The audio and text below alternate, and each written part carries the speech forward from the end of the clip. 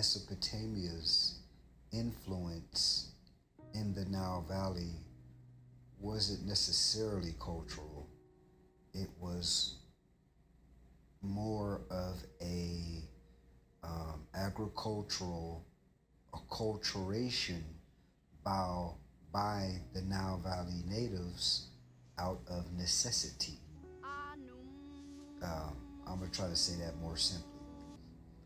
I believe the Mesopotamians, the people from the Fertile Crescent, I believe the biggest impact they had on the Nile Valley was agriculture. Your harvest will be abundant and strong. This is why. So we find in right before the unification of the two lands, creating what we know as dynastic Egypt, right? This is right. We're about to talk about some pre-dynastic tombs right before this time. So in these pre-dynastic tombs, we find them all south of Thebes, closer to the Nubian border, okay? This is called the Naqada II period, right before the dynastic period.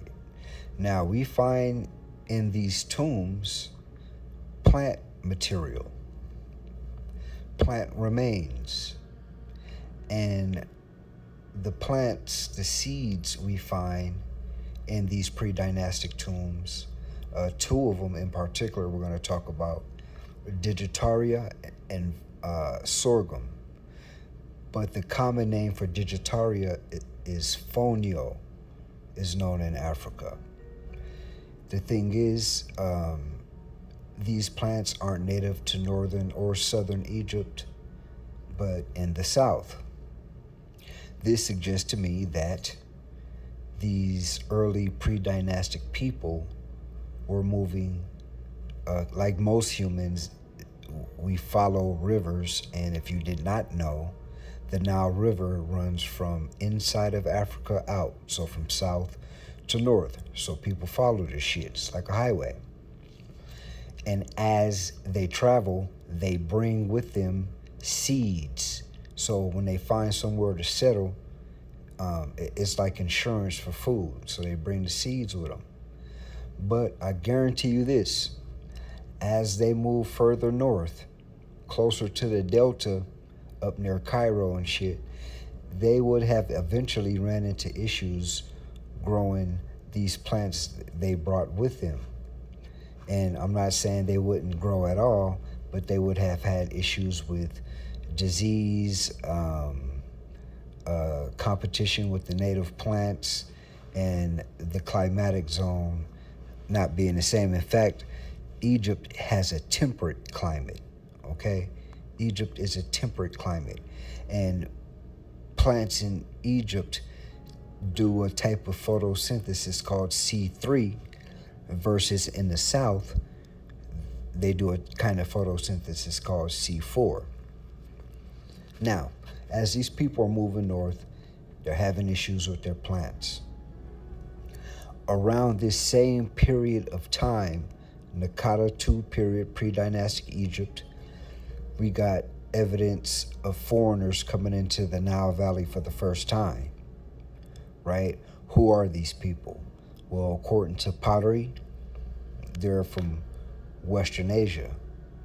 And according to the seeds we start finding in pre-dynastic Egyptian, the Nile Valley natives' tombs, we start finding seeds not native to Egypt or Nubia, but to the northern part of the Fertile Crescent.